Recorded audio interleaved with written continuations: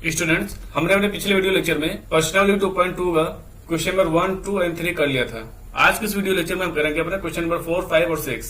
तो हम आते हैं इसमें क्वेश्चन नंबर 4 पे। क्वेश्चन नंबर 4 में बोला है कि आकृति, ये जो हमारा इमेज है, ठीक है, इसमें समुच्चय P से Q का एक संबंध दर्शाती है। इस संबंध को हमें किसमें लिखना है? समुच्चय निर्माण रूप में और रोस्टर रूप में। तो पहले इसमें जो बोला है समुच्चय निर्माण रूप, समुच्चय निर्माण रूप मतलब सेट बिल्डर फॉर्म में, जो हम एक्स और वाई के फॉर्म में लिखते थे ना, वही। तो इसको हम ऐसे लिखेंगे, आर ब्रैकेट में एक्स वाई सच दैट। अब यहाँ पे ध्यान से देखो, जैसे हमारा इन सब क्वेश्चन में लिखा हुआ था ना, ये एक्स वाई लिखने के बाद क्या लिखा हुआ था, ये सब। तो इसी तरह से हमें वहां भी बनाना है। तो हम क्या लिखे यहाँ पे ध्यान से देखो, इसकी एक स्पेशल प्रॉपर्टी है। जो हमारा पी है, ठीक है, 5 है तो ये 3 है, क्यू। जब ये हमारा 6 है तो ये हमारा क्या है, 4 है। जब ये हमारा 7 है तो ये क्या है, 5 है। अब ध्यान से देखो कि क्यू के जितने भी एलिमेंट है, ठीक है, वो पी से 2 कम है। 3 भी हमारा क्या है, 5 से 2 कम है। 4 हमारा 6 से 2 कम है। और 5 हमारा क्या है, 7 से 2 कम है। तो अगर इसमें पूरे एलिमेंट को, इसको पूरे को अगर मैं x मानू और इसके पूरे एलिमेंट को मैं y मानना हूं, ठीक है, तो इसको हम ऐसे लिख सकते हैं, y equal to X minus 2। अब यहाँ पे x की वैल्यू आप रखते जाओ। x हमारा क्या है, 5, 6, 7। जब मैं रखूंगा 5 तो क्या आ जाएगा, 3 आ जाएगा। जब मैं रखूंगा 6 तो क्या आ जाएगा, 4 आ जाएगा। जब मैं रखूंगा 7 तो हमारा क्या आ जाएगा, 5 आ जाएगा।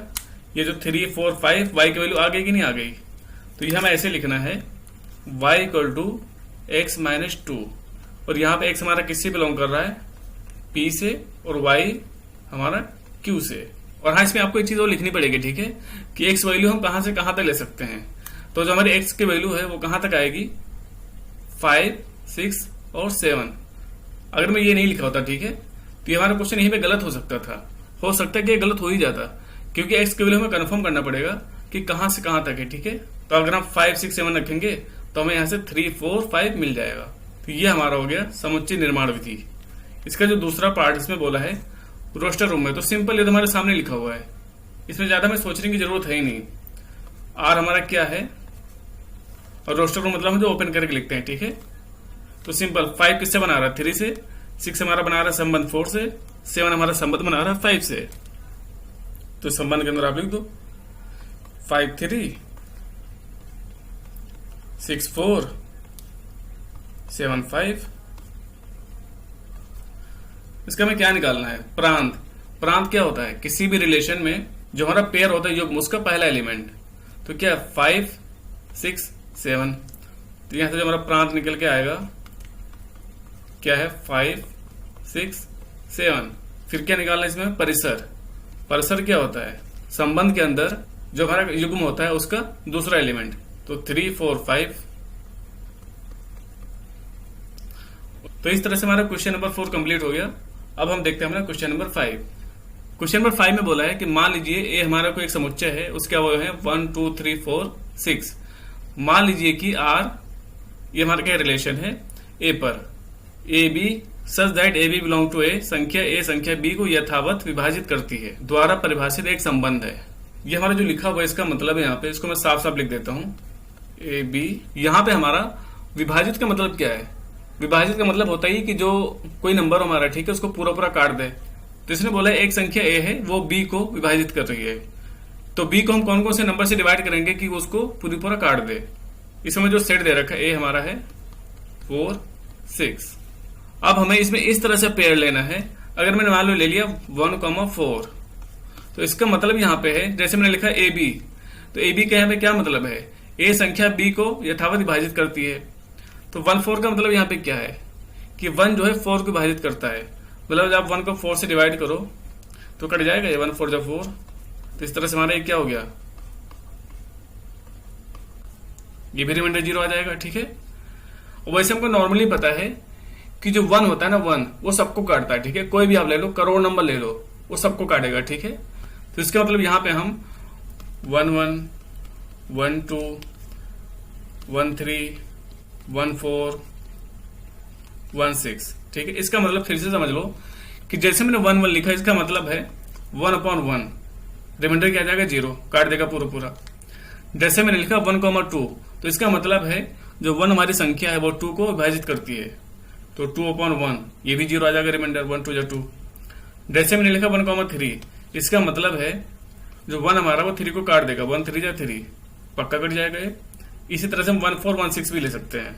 मैं आपको एक चीज और बता दूं कि कोई भी संख्या जो होती है, ठीक है, वो खुद से विभाजित हमेशा होती है। जैसे मान लो मैंने ले लिया 7, अगर मैं 7 को मैं 7 से डिवाइड करूंगा तो रिमाइंडर क्या आएगा, 0 आएगा, ठीक है। अब यहां से आप देख भी सकते हो 7 1 7, इसका जो शेषफल क्या है, 0 आया। इसी तरह से मैं ले लूं अगर 6, तो इसको मैं डिवाइड करूंगा, क्या आ जाएगा, ये 0 आ जाएगा, ठीक है। तो इसको हम ऐसे ले सकते हैं, तो 1 1 2 2 3 3 4 4 6 6, तो 1 1 तो मैंने यहां पे लिख दिया। अब क्या बचा, 2 2 3 3 4 4 और 6 6। अब यहां पे देखो 2 2 लिखने का क्या मतलब है, जैसे आप ये लिखो, ठीक है, ये चीज हम लिखने के बाद तुरंत हमें डिफरेंशियल लगाना होता है। तो मैंने लिखा यहाँ पे 2 2, तो 2 2 लिखने का मतलब है कि जो 2 संख्या 2 को विभाजित करती है। 3 3 लिखने का मतलब है 3 संख्या 3 को यथावत विभाजित करती है। अब देखो इसमें कोई और लिख सकते हैं 2 नंबर, कि एक नंबर दूसरे को पूरा पूरा काट दे। अगर मैं लिखूं 2 4 हम लिख सकते हैं, ठीक है। यहां से अगर मैं 4/2 करूं तो ये पूरा पूरा काट देगा, रिमाइंडर क्या आएगा, 0, यानी शेषफल हमारा 0 बचेगा।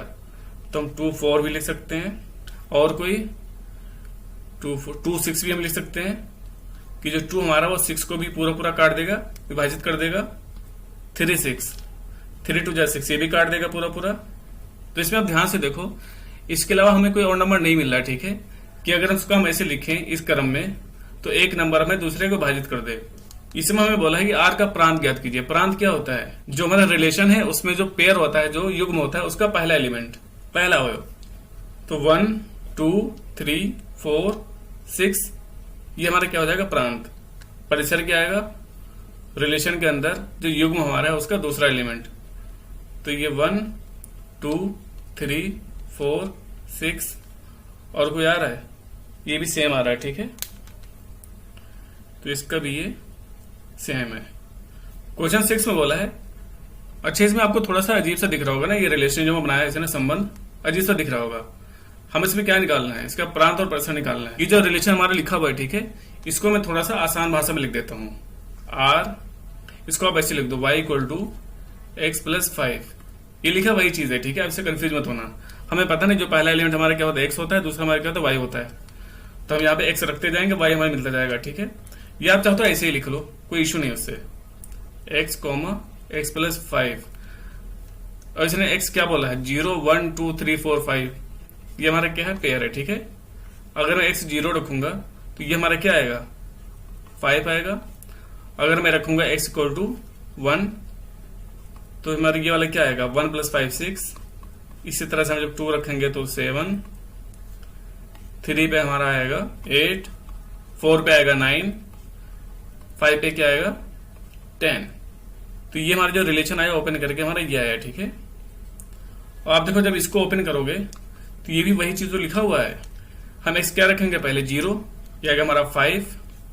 जब हम रखेंगे x 1 तो y क्या आएगा हमारा, 5 + 1 क्या आएगा, 6। 2 रखने पे आएगा 7, 3 रखने पे 8, 4 पे 9 और 5 पे 10। अब हम इसका क्या निकालना है, आर का प्रांत और परिसर। सिंपल सा प्रांत यहाँ पे क्या होगा हमारा, 0 1 2 3 4 5। तो इसको जब प्रांत निकल के आएगा क्या आएगा, 0 1 2 3 4 5। परिसर जो रिलेशन है उसमें जो पेयर है उसका दूसरा एलिमेंट, 5 6 7 8 9